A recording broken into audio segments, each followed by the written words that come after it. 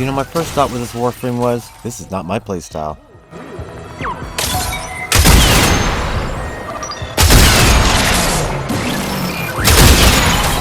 But my second thought was, this should be one of my playstyles.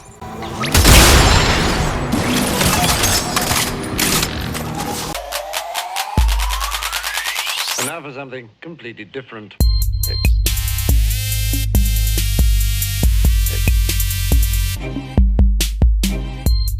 What's happening, everybody? Hope you guys are feeling great. I'm Team Kills, and what I like to do is make gaming easier. Now, Cyte-09, our weak point sniper, our long-range Mr. Invisible see-through walls crit weak point sniper, or just sneaky sniper. Invisijerk, doesn't matter what you want to call him. This frame has a very slow or deliberate playstyle. I'm not 100% sure everyone's gonna love him. He's that's not actually a word. He is very, very dangerous. But in the race of Warframe, I'm not sure he's not going to be left behind. Now, his first ability is called Seek. This is where you can put down antennas that will reveal enemy weak points. You can put down 3 of these things. They last for a long time, and they stretch pretty far. They also highlight enemy weak points through walls. Now, it does say you get punched through. That's a simple way to say it. The best way to say it is, if you can see a weak point, you can shoot a weak point. Doesn't matter with what weapon, doesn't matter how far, you can blow somebody's freaking head off. Because weak points seem to be heads. Now, resupply does exactly what it sounds like it would do. You throw out an ammo case that will instantly refill whatever weapon you're using. Now, you can throw out 6 of these, so if you want to throw them out in like a line or in front of you, you can just keep shooting and then slowly walk forward and reload them as soon as you touch your ammo box. Now, each ammo box has its own element, so if you just do the ability quick, it's going to throw out a random element. If you hold the ability, you're going to get a chance to choose. Now, if you choose, every random or quick ability throw or every quick ability ammo box throw is going to be the last ability that you picked for the rest of the level. It's going to stay blast if you pick blast. Now, you can't create blast. For example, if you throw down ice and then you throw down fire, if you walk over ice and then fire, it's going to change from ice to fire. You can't make blast. You can pick blast, but you can't make any of the elements. Impact, slash, puncture, and tau, unfortunately, they're not there. Oh, and I almost forgot. You get a 25% damage boost when you pick up one of these ammo cases with whatever weapon you pick it up with, unless it's a sniper rifle. Then you get a 50% damage boost. Now, evade. That makes you go invisible, so you can evade things. Now, the invisibility lasts for 10 seconds with a timer max of 30 seconds. Now, when you kill enemies with a weak point while you're invisible, you will gain 2 seconds to your original 10-second timer.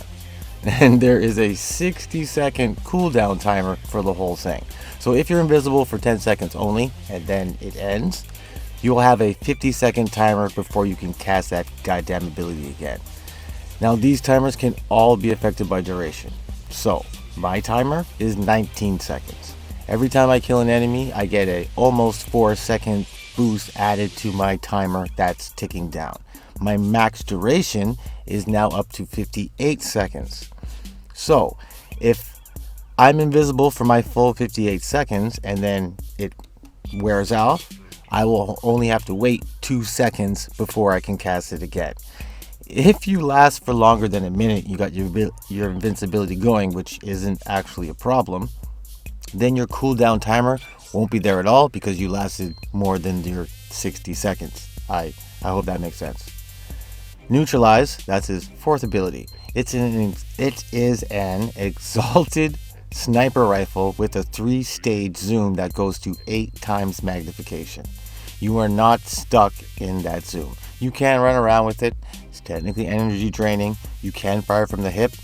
Good luck running around with a sniper rifle firing from the hip. But it is a very high-powered sniper rifle with an alternate fire that is an ice bomb grenade. Anyone it hits, it's gonna freeze. And then it's gonna leave an ice patch there for new enemies when they come in. They're gonna freeze too. Now, if you shoot someone in the face or a weak point, but the weak points, they tend to be faces. If you shoot someone in the face, it's going to ricochet to 4 more faces within 10 meters. Or whatever you've extended this to, because this is affected by range. Now, in my opinion, his abilities, they are all useful. They make sense. Becoming invisible so that you don't get shot, and getting stealth bonuses, that's good. Getting a damage boost with your weapons, or just changing the elements for the fun of it, or whatever the situation needs, that's also good. Exposing enemy weak points and being able to shoot them through walls from very far away, that's really, really, really good. And having an ethereal rifle that blows multiple heads off at once, that's fantastically good. But when you use them all together, it's a different kind of special good. It's almost great. Let's just say you drop your weak point pylon. Then you put out a resupply ammo case. I wish there was puncture, but let's use blast because blast hits twice. If they survive, they won't. But if they survive, it would hit twice. Then you pull out your ethereal sniper weapon. You either shoot once or walk over the case to make sure that you got your blast buff. Then go invisible so you get your stealth bonuses. Then shoot some poor unsuspecting bastard through the wall. Like, it's a little unfair. Plus, your aim doesn't really matter. If you shoot, you can shoot from so far enough that if you miss, enemies will run around a bit, but they still don't really know where the bullet was coming from. So you're still safe, if you stay safe. That's kind of why I call him the invisible jerk. And not to mention, oh boy guys, we're just getting started. I went for crit, of course, but I backed off the damage just a little bit, and I put on sharpshooter. This gives me 15 energy per headshot. So I was hoping that I would get 75 energy per headshot because this weapon ricochets to other heads, 5 in total. Primary arcuity, probably said that wrong, gives me 350% damage and critical chance boost on weak points. It's excuse me, on heads. Now sharpshooter can give me up to 75 energy per shot, and it only costs 5 energy to shoot my ethereal sniper rifle. But target acquired is a much better mod. Like I said, I backed off on a little bit of damage. It's actually a lot of bit of damage. This will give you a 60% boost to headshot multiplier. You don't need it, but it's a much superior mod compared to sharpshooter. The amount of damage that it can put out is what we're doing. Shooting people in the face, right?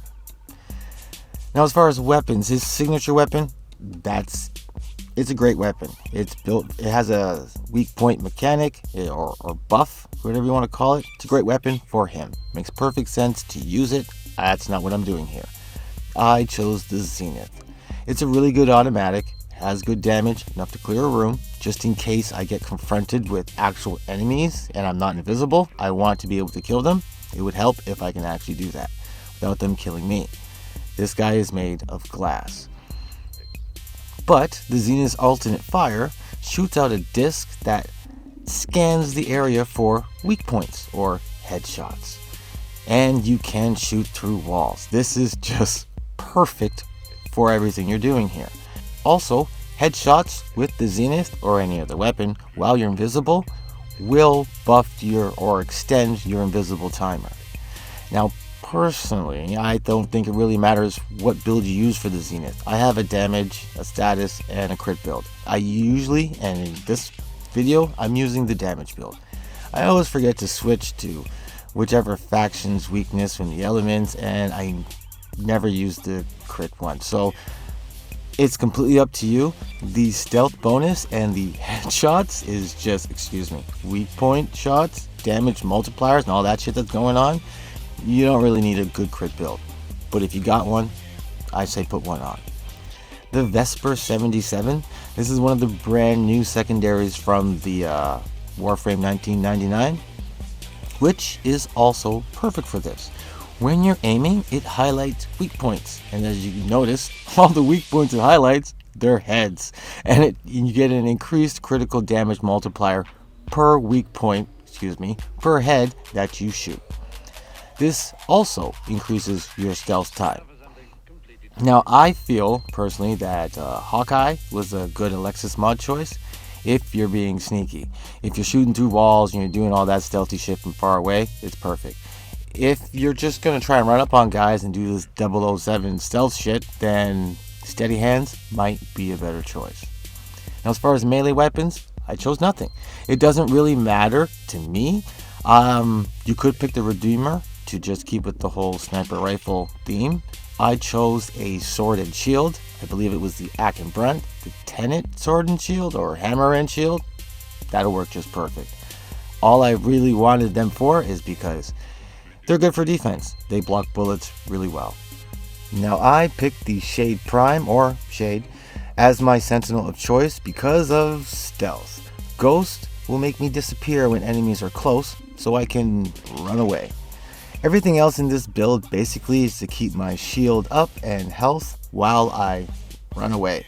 Tenacious Bond will reduce my pet's downtime as I shoot people in the face, which is exactly what I'm trying to do here.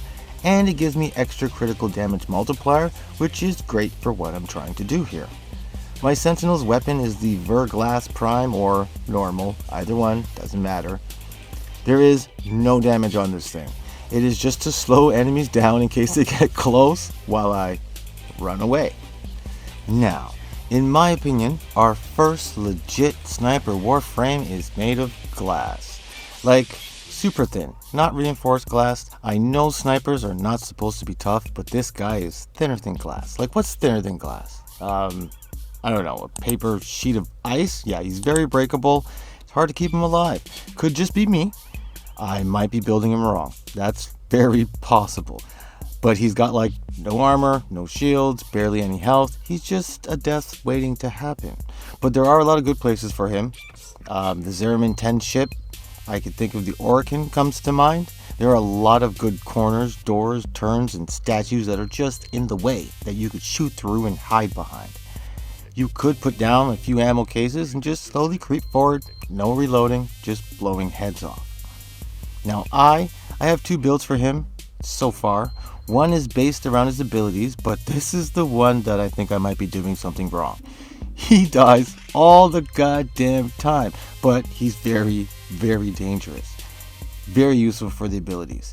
If you stay hidden, this one is awesome. Now I chose Arcane Precision. This is meant for my secondary weak point gun. That just increases the damage. And Arcane you know what? I'm not even going to try that one. When this Arcane is maxed, I get, or it gives you, an extra 30% ability boost and 3 times your final critical multiplier, which is great for what I'm doing here. My second build is kind of about his abilities as far as duration and range, but it's more about staying alive. I switched out one of the arcanes for the one I can't pronounce. I was going to try and say it again. I switched that one out for Arcane Blessing, just to give me a bit more health. This will help keep me alive. And Worthy Camaraderie, this gives me and the squad an extra 75% weak point critical chance. This is, like everything else, perfect for what I'm doing here. There's so many things here layered together that makes this guy put out so much damage if you could stay alive. Now this is technically my first crack at him, so I'm pretty sure I could do better. Pretty sure you could do better. Let's see what you guys could do. And I think I've talked that enough, so on that note, I hope this helped. I hope you join the team of killers. Become a killer of teams. Let me know what you're thinking in the comments. It's one of the ways we could talk. Make sure you keep it easy in life. And remember, just keep gaming.